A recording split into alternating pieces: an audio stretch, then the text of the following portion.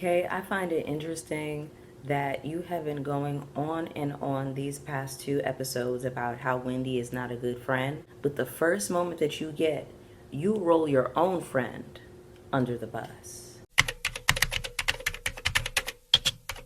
What's up, everybody? It's your girl Bonnie Scotch. Thank you so much for clicking on my video today. I wanted to bring you a review for Real Housewives of Potomac. This is season 10, episode 2. Hit the like button, hit the notification bell so you know when I'm posting. So listen, I know that a lot of you already know about the news of Wendy Osefo and Eddie getting nabbed for insurance fraud charges, and it's just going to be a really interesting season watching this show, knowing what we know. I'm gonna do a live later on in the week because I just hit 6K over the weekend.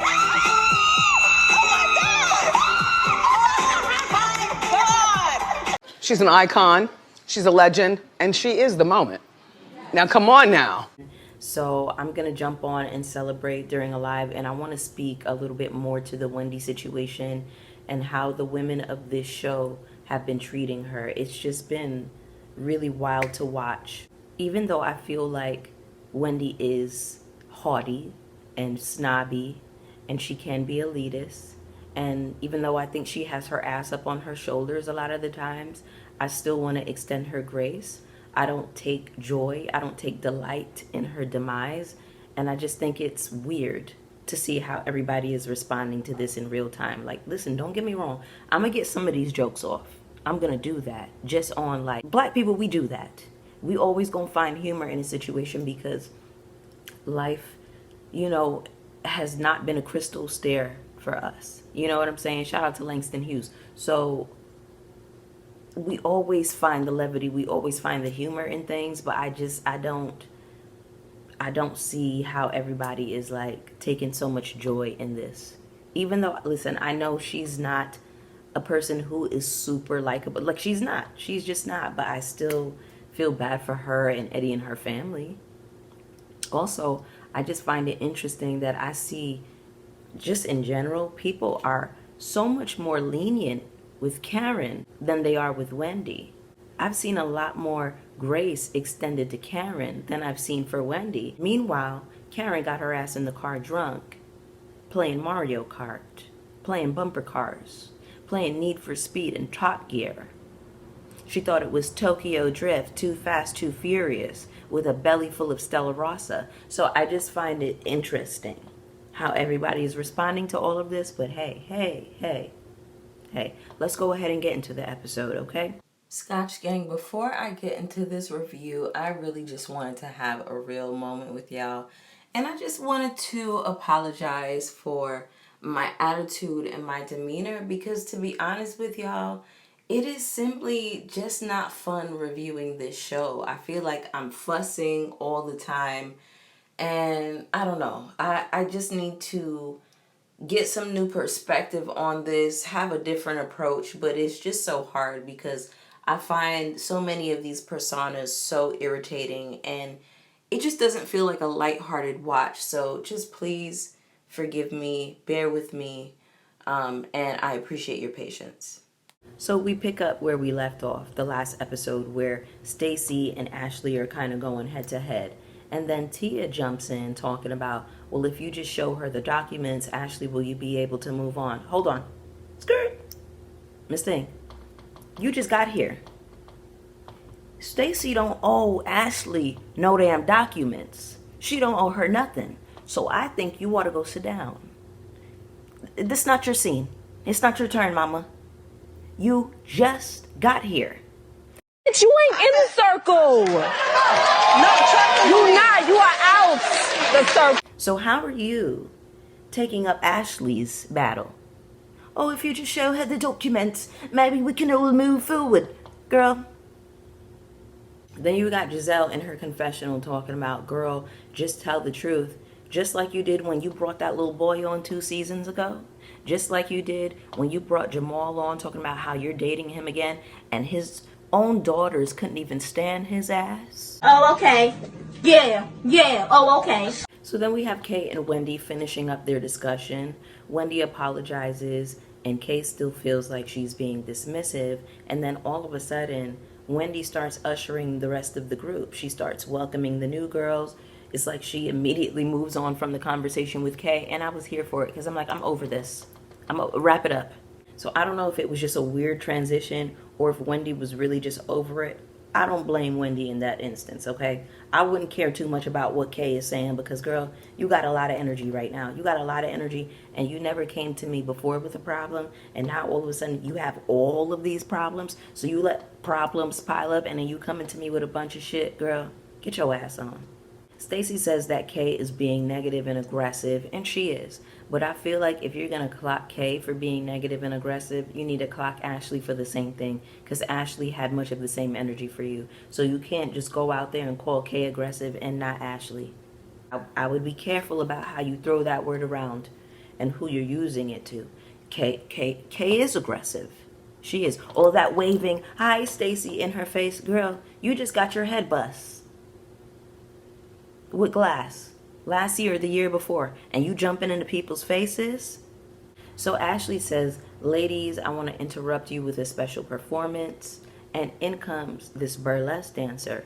Now she gets down on the floor, and you know she's doing her floor work, and she's, you know, waving her legs around and all of that kind of thing. So Wendy goes, oh, I see puss. Can I just sidebar on that for a second?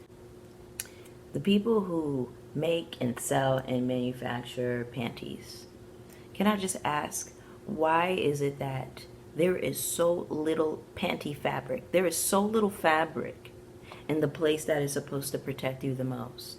Whose coochies are supposed to fit in these panties? You put on a seamless thong, you put on a seamless G-string, and it's just labia everywhere. It's crazy. It's absolutely ridiculous. This lady came in to do a job. She should be able to do her job and open her legs and do her little floor work and whatever else without worrying about her labia hanging out. So y'all are going to have to get it together. And listen, I'm not a spicy worker.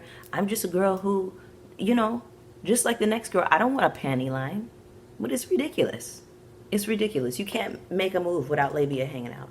I don't understand why Ashley brought this burlesque dancer in here.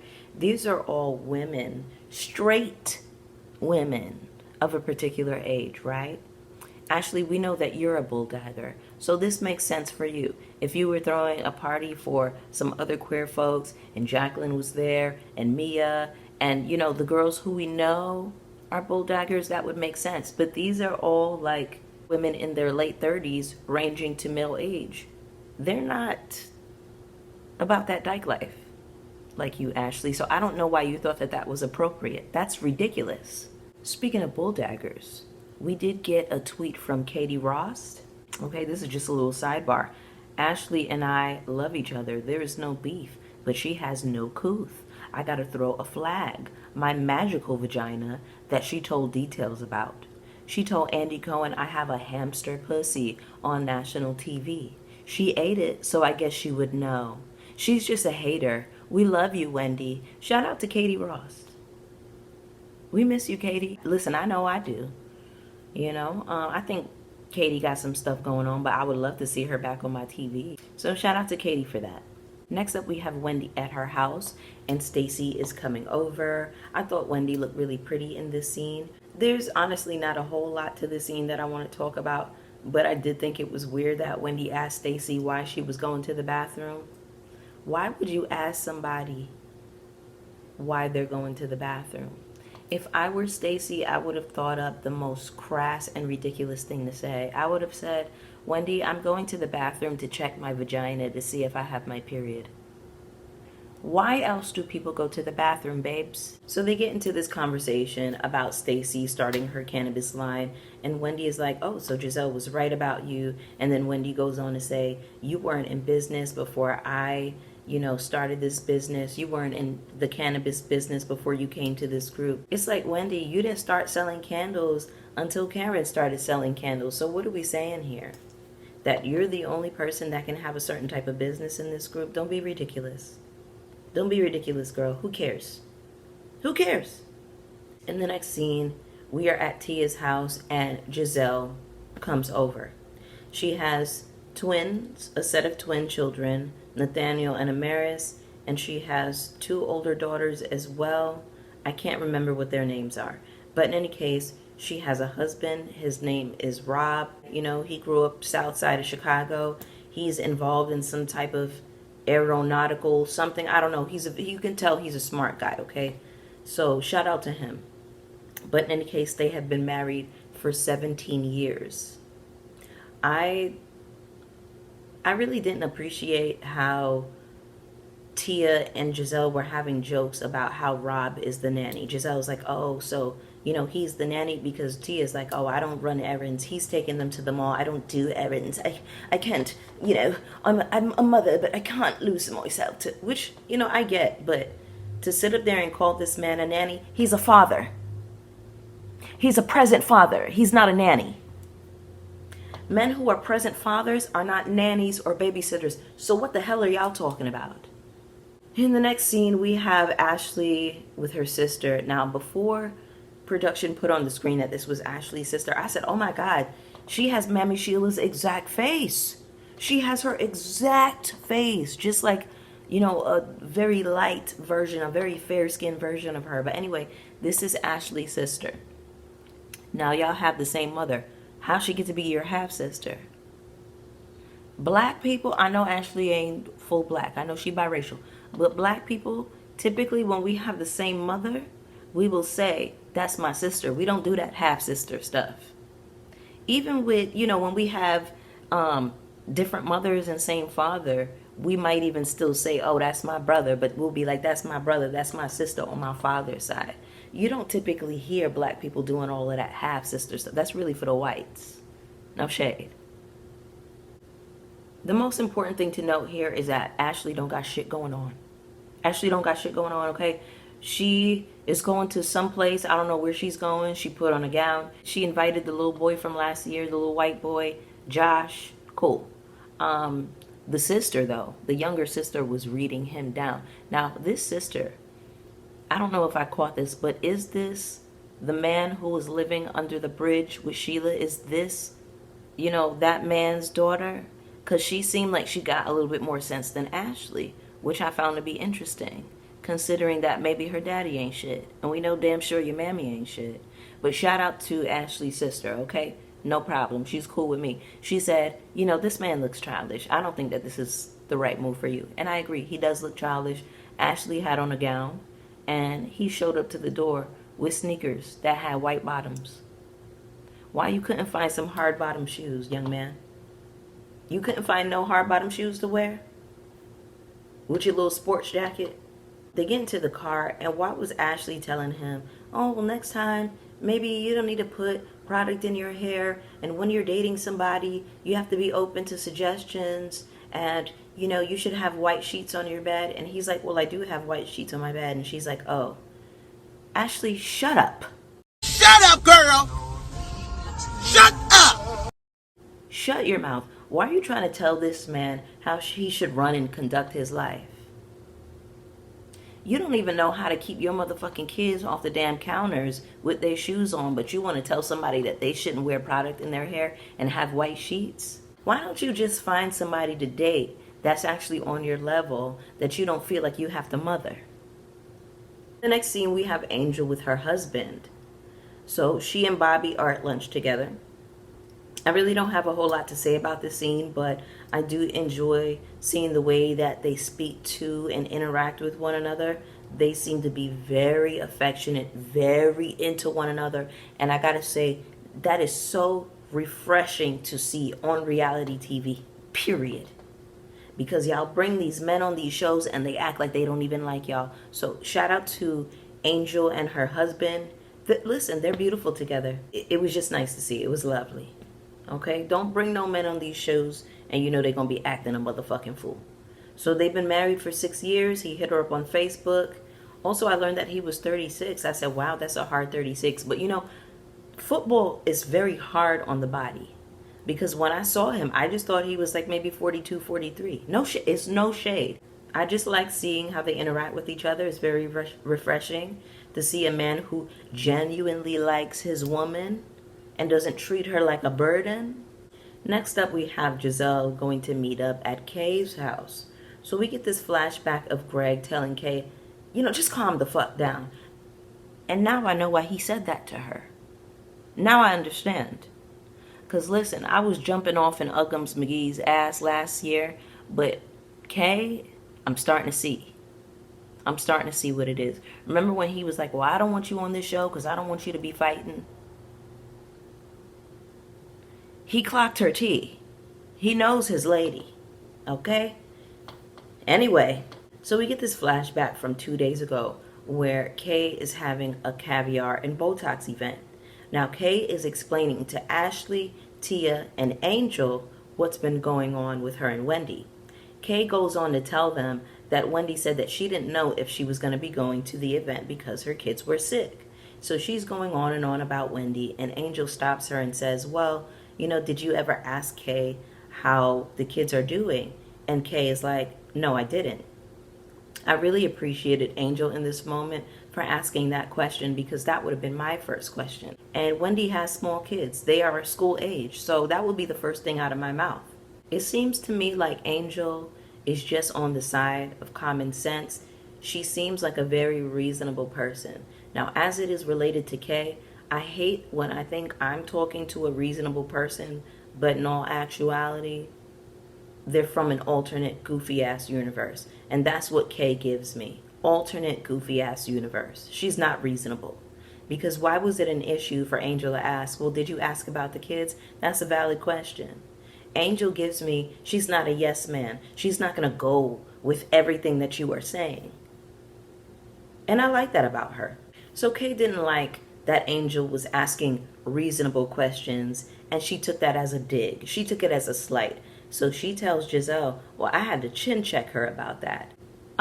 When I watched that scene, I didn't see anybody get chin checked literally or figuratively. I didn't see that. So Giselle has it in her head that, oh, you chin checked her? That means to physically check somebody, so she's going to take it back. And I'm like, Giselle, she ain't mean it like that, but we know how Giselle do.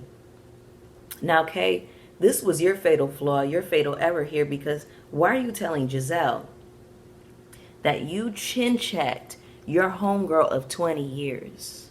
Why did you feel the need to go to Giselle? Like, it's like you want to be like, oh, I'm the cool girl. Oh, I had to check her. To appeal to Giselle? That's your friend of 20 years. Listen, let me catch my friend of 20 years talking greasy to somebody that I know spirit ain't right. Or just talking greasy about me, period. I would be questioning you, Kay. I really would. Angel, I know you said on that red carpet that you and Kay are closer than ever. All right. All right. Now listen, I know you ain't see all the episodes of this show yet. So we gonna see how the rest of the season plays out. But that's a red flag to me in a friendship. Don't try to tell another, oh, I had to check her. About me? You had to check me? For asking a reasonable question? You thought that was the kiki to have with Giselle? And later on, Giselle got her ass together. Yes, she did. She blew up the spot, and I loved it. Now, usually I don't be on Giselle's side, but I was on her side in this one. I'm glad she went and told it. Sidebar. Angel, I really like you, okay? My first impression of you was a good one, but I'm going to have to clock your tea really quick. On that red carpet and in the first episode, so on 2 occasions, I have witnessed you saying that you're a girl's girl. So that's your thing that you're leading with. Oh, I'm a girl's girl. Really? Last week, you told Giselle, oh, Stacy's breath was a little tart. That's not girl's girl behavior. If you were a girl's girl, you would have went up to Stacy and said, listen, girl, they are talking greasy about you. They are saying that you got tart breath. You need to go find a mint. You need to go find a Winter Fresh right now before you come back over to these girls. That's girl's girl behavior. But to laugh and kiki with Giselle, oh yeah, her breath was a little tart. What's that about? What did Stacy do to you, Angel? Now again, I like you. I like you. My first impression of you was a very good one. But I'm gonna have to watch you. And because I like you don't mean I won't clock your tea. If you gonna say you about it, be about it. Show that you're a girl's girl and let us say, oh, she's a girl's girl. You don't have to lead with that. You don't have to tell us that, because if you're really that, we'll see it.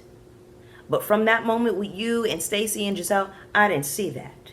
In the next scene, we have Angel, who is throwing an event with sound bowls and meditation, and she wants to get to know the girls better. Now, this is my kind of carrying on right here. I really love a sound bowl, sound bath, meditation moment, quiet, mindfulness, whatever. Can I just say this about meditation? I think there's a lot of confusion around this. People think that meditation is when you completely empty and clear your mind of everything. That's impossible. We're people with brains. We're people with a conscious mind. So your mind is always going to be going. It's always going to be racing, thinking of something. The way I learned meditation, which helped me change the game, it just actually made sense to me. My understanding of meditation is when you are just quietly observing the thoughts in your mind. You can just sit there for 5 minutes, 10 minutes, however long. It can be 2 minutes, and just close your eyes and observe all of the thoughts passing in your mind like they're going down a river. You're not being judgmental of any of the thoughts. You might have intrusive thoughts. You might think positive. You might think negative, but you're not judging anything. You are just observing everything and just being present to where your mind goes, all of the spaces that it goes when you are in this meditative space. Okay, so if anybody is looking to meditate, then that's definitely a way that you can get started with that. Anyway, Wendy sounded so stupid to me saying that the spiked tea is giving her get out. It's like, girl, just drink the damn tea or don't. Then you have Tia saying, I don't drink or I don't smoke and I don't listen to loud music. Then in the next breath, she goes on to joke about how she drank a little bit while she was pregnant with one of her daughters. Okay. Y'all, my first impression of Tia is not good. It's not good at all. And of course, this would be Giselle's friend. It would be Giselle's friend that I don't really too much care for. I'm going to try to give her a chance. But my first impression of her, no ma'am. No ma'am. No ma'am. No ma'am. No ma'am. Anyway, sidebar. Listen, Kay got some good bundles in her head. Giselle, you need to talk to Kay. Whoever, she gets her bundles from, you need to talk to her. Every wig that I've seen Giselle have looks a motherfucking fool this season. That bust down she had in the very last scene, that was a fool. Now, I like Giselle with a straight bust down, but that was a fool. Take that wig off. Take that wig off, man. Giselle is asking Angel if she and Kay are fine, and Angel is like, I'm confused. Why would we not be okay? And she doesn't know what Giselle is talking about. So Angel has a new confessional look with, she has like a bust down, a straight part bust down, and I like it. I don't like these big curly bundles. I don't know. I don't like that look on Angel, but I like her with the straight bust down. I think I don't know. It just does something. It's more flattering for her, I think. But in any case, Giselle tells Angel, well, Kay told me that she had to chin check you. And I love that Giselle did that. I love that she woke that up, because it's like, why are you talking greasy about your friend with Giselle? I was delighted to see this moment. Did y'all see how Kay's face cracked when Giselle said that? She was stuck. She was stuttering. Like, yeah, girl. Yeah, she blew up the spot. Because you want to run behind Giselle like she's your friend. You want to talk shit about your friend to somebody who is not your friend at all. Giselle is not a friend to anybody but Robin. So then we have Kay, going over to Angel and trying to smooth it over and walk it back and be like, oh, I didn't really mean it like that. Angel is saying that she doesn't believe that Kay would use that term because it's just very aggressive. Your friend is aggressive, mama. I'm glad that you clocked that. She's aggressive. She has aggressive behavior. Then you got Tia saying, oh, I don't even know what language they're speaking. Girl, shut up.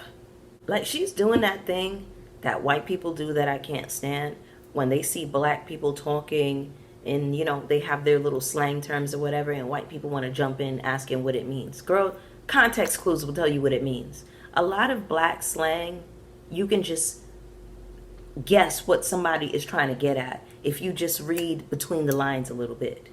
This is why I don't believe in telling white people what black slang means, just lie to them, because white people like to do this thing where they'll play up in black slang and black people business, and then one day they'll decide, oh, this is not a cool word anymore. We're not saying this anymore. It wasn't yours to say anyway. It's not your business. It's black people business. So I don't know. Tia be acting like that, like her nose is in the air. Oh, or didn't even know what they're saying. Oh, what language are they even speaking? Is that the shtick that you're going to play up all season? Because I can tell you I'm going to get tired of you very fast. So then Kay goes on to apologize to Angel, and you could tell, baby, she was feeling so crunchy and cracked after that. She was quiet for the rest of the episode. She went to go get something to eat. She went to sit down at the bar by herself. Yeah, go sit down somewhere. Then Stacy walks in and they pull out the mints, and Angel is like, well, you know, the mints are for fresh breath. Stacy's like, I'll have a mint. She took the sting out of all of that shit that they were doing. Because the stink breath shit is getting old. That's all y'all got to say? Y'all are so motherfucking late and tired. So Angel passes around this crystal and a little timer. And, you know, she's allowing everybody to have the floor and say whatever they want to say with this crystal. And Kay goes first. And, of course, she's saying some passive-aggressive shit. She's telling Angel, well, you know, I'm so glad that you're showing me what a real friendship is. But you want to call Wendy passive-aggressive? Then we have Stacy sitting with Ashley to present some court documents to her. I don't even know why Stacy did that. I wouldn't present shit to those bitches. And then in the next scene, we have Ashley, Giselle, Kay, and Karen's best friend Cookie meeting up at the Tally Ho restaurant. Y'all, the food at Tally Ho looks so motherfucking good. Y'all, I need to go up to the damn Tally Ho. I need to make like a little family trip, you know, with my mom and my sister, so we could go up there and see what all is going on, because that food looked amazing. Y'all, I want y'all to take note that Giselle is steady taking digs at Karen, talking about, does she have poetic justice cornrows while she's in jail, and she keeps thinking about all these shady things. I just want y'all to take note of how Giselle is talking about Karen as opposed to how Wendy has talked about Karen. Because I saw Cookie under NECA's post. Why are you taking digs at Wendy under NECA's post? What did Wendy do to you, Cookie? What the hell did she do to you? So you're taking up Karen's fight. Meanwhile, Wendy has nothing but nice things to say about Karen, even after the way Karen dogged her out last season. Yes, listen, I get that people are going to give briefs about, you know, when you come to this group, you better watch out for this person. Yeah, that's still something hurtful. That's hurtful to hear, even if it is true. Especially if you think you've gotten to a place where, you know, there's some camaraderie, there's some understanding between you, and then you hear from Stacy like, oh, Karen tried to warn me against you. What? So I'm just trying to figure out where all of this energy is coming from Cookie. Then, okay, I've gotten ahead of myself, okay? Anyway, Cookie walks in, and Ashley is going to say, oh, the girls are out. She's like snickering before Cookie gets to the table. And I'm like, Ashley, shut up.